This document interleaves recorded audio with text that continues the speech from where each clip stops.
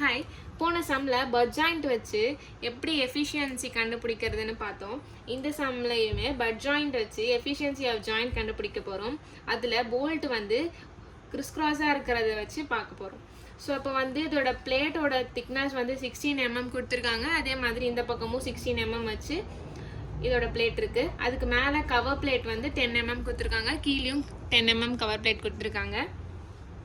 இங்க क्वेश्चन என்ன கொடுத்திருக்காங்கன்னா find the maximum force which can be transferred through the double cover butt joint as shown in the figure. Find the efficiency of joint. Also given M20 bolt of grade 4.6 and FE 410 steel plate are used. So இப்போ இந்த diagram எப்படி இருக்குன்னா, so first ஒரு இதில் ஒரு போல்ட்டும், next இதில் 2, அடுத்த இதில் 3 இருக்குது. ஸோ இப்போ நம்ம இதை வந்து 1 2 3 அப்படின்னு சொல்லி எடுத்துக்கலாம். ஸோ இப்போ ஃபஸ்ட்டு இருக்கிறதுல நமக்கு இந்த டிஸ்டன்ஸ் 40, ஒரு போல்ட்டுக்கும் இன்னொரு போல்ட்டுக்கும் உள்ள டிஸ்டன்ஸ் 60, இன்னொரு போல்ட்டுக்கும் இருக்கிற டிஸ்டன்ஸ் 60. இது பிளேட்டோட எட்ஜில் இருக்கிறதுனால எட்ஜ் டிஸ்டன்ஸ் 40. இப்போது இந்த 2 போல்ட்டுக்கும் நடுவில் இருக்கிற வேல்யூ தான் 60. எட்ஜு இருக்குல்ல, இந்த போல்ட்டுக்கும் பிளேட்டுக்கும் உள்ள டிஸ்டன்ஸ் 40. இப்போது இது 16 சொல்லியாச்சா.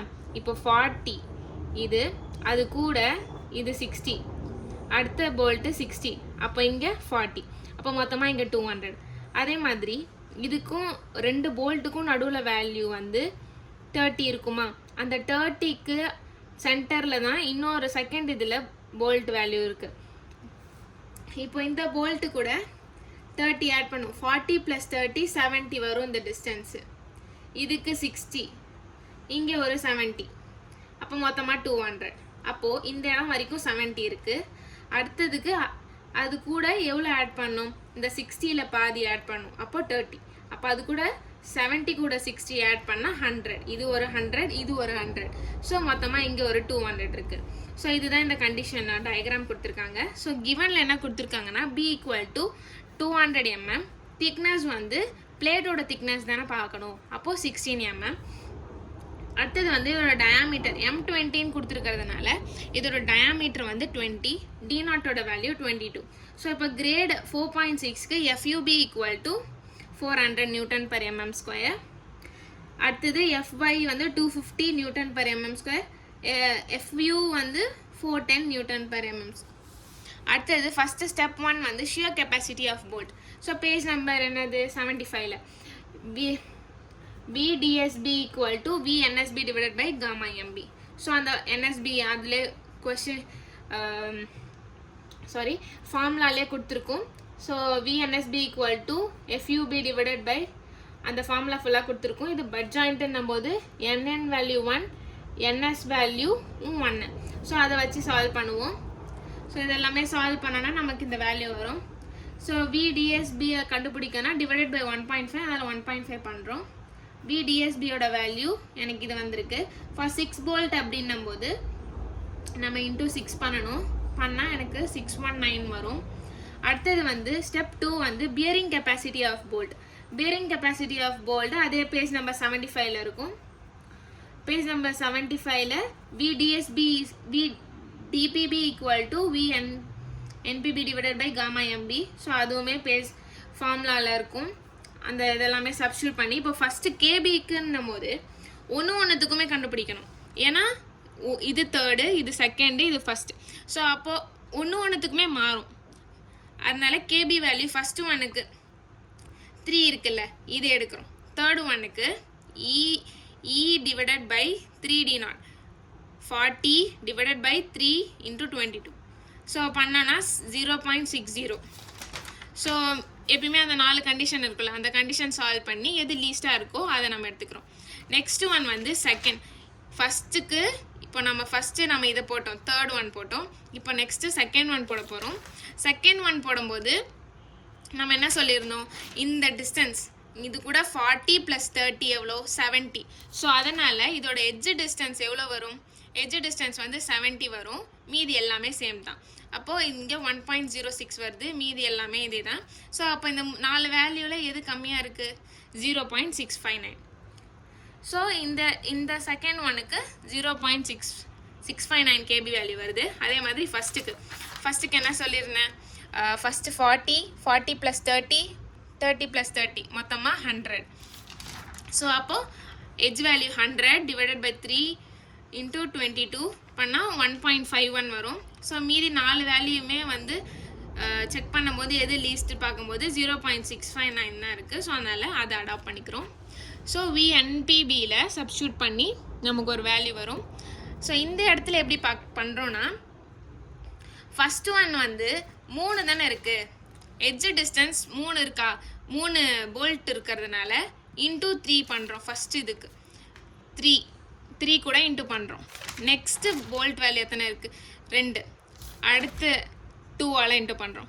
அடுத்ததுக்கு 1 தான் இருக்குது, அதனால் 1 வச்சு இன்டூ பண்ணுறோம். ஸோ சால்வ் பண்ணால் ஒரு வேல்யூ வரும். VDPB டிபிபினா என்னது, டிவைடட் பை 1.25. ஸோ அதனால் 1.25 பண்ணுறோம். சால்வ் பண்ணால் நமக்கு 995.80 kN வருது.